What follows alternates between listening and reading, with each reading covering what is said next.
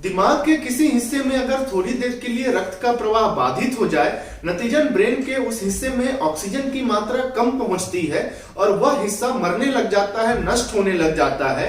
इस स्थिति को हम ब्रेन स्ट्रोक कहते हैं। मेडिकल की भाषा में इसे सेरेब्रोवैस्कुलर एक्सीडेंट कहते हैं और आम भाषा में इसे लकवा, फालिस या पैरालिसिस भी कहते हैं। यह मुख्यतः दो प्रकार के होते हैं, लीकेज टाइप और ब्लॉकेज टाइप।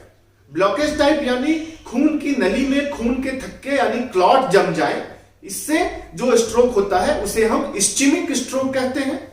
और लीकेज टाइप यानी खून की नली अचानक से फट जाए, उसकी वजह से ब्रेन के अंदर में हेमरेज हो जाए, ब्लड जमा होने लग जाए, दबाव बढ़ने लग जाए, इसे हम ब्रेन हेमरेज या हेमोरेजिक स्ट्रोक कहते हैं। इसके लक्षण को समझना बहुत जरूरी है, क्योंकि जितनी जल्दी हम स्ट्रोक की पहचान कर लें उतनी जल्दी उसका इलाज संभव है। तो किसी भी आदमी को अगर अचानक से आवाज में बदलाव होने लगे, चेहरा टेढ़ा होने लग जाए, एक हाथ या पैर काम करना बंद करने लगे, दिखाई देने में अचानक से परेशानी होने लगे या अचानक से खाना निगलने में तकलीफ होने लगे, तो यह सब स्ट्रोक के लक्षण हो सकते हैं। ध्यान देने वाली बात है कि अगर स्ट्रोक शुरू होने के 3.5 घंटे के अंदर, ध्यान दें 3.5 घंटे के अंदर अगर उन्हें सीटी स्कैन द्वारा हम ये कंफर्म कर ले कि ये ब्लॉकेज टाइप है, तो उसमें खून के थक्के को गलाने वाली सुई, जिसे हम थ्रोम्बोलिसिस कहते हैं, वो दे दी जाए तो खून का थक्का पूरी तरह से गल जाता है और स्ट्रोक के लक्षण काफी हद तक कम हो जाते हैं। इसीलिए जितनी जल्दी हो सके जिस किसी भी मरीज को ये सब लक्षण आए, उन्हें ऐसे जगह में पहुंचना चाहिए जहां सीटी स्कैन की व्यवस्था हो और जहां न्यूरोफिजिशियन उपलब्ध हो। इसके अलावा अगर 3.5 घंटे से ज्यादा समय बीत गया, फिर भी लकवे की वजह से ब्रेन के अंदर दबाव बढ़ने लग जाता है या कभी कभी मरीज को बेहोशी होने लग जाती है या मिर्गी के दौरे भी पड़ने लग जाते हैं, उस कंडीशन में उन सब चीजों का उपचार किया जाता है। बट सबसे अच्छी बात यह है, सबसे जरूरी बात यह है कि स्ट्रोक को होने ही ना दिया जाए। तो यहां पे यह समझना जरूरी है कि किसी भी व्यक्ति को स्ट्रोक होता ही क्यों है। तो स्ट्रोक के जो सबसे कॉमन कारण है हमारे देश में, वह है रक्तचाप यानी ब्लड प्रेशर का अनियमित रहना।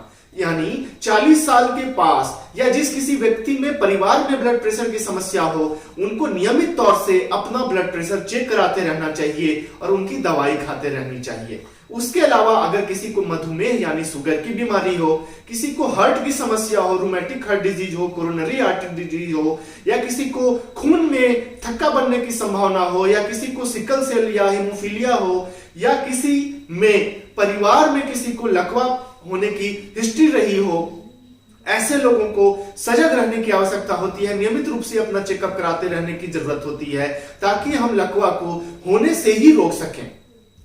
अगर कोई मरीज रास्ते में ही 3.5 घंटे बिता दे या किसी कारण से डॉक्टर के पास देर से पहुंचता है, उस कंडीशन में उसका इलाज ये होता है कि अगर ये ब्लॉकेज टाइप का स्ट्रोक रहा हो तो उसमें खून पतला करने की दवाई काफी लंबे समय तक दी जाती है ताकि भविष्य में दोबारा लकवा पड़ने का डर ना रहे।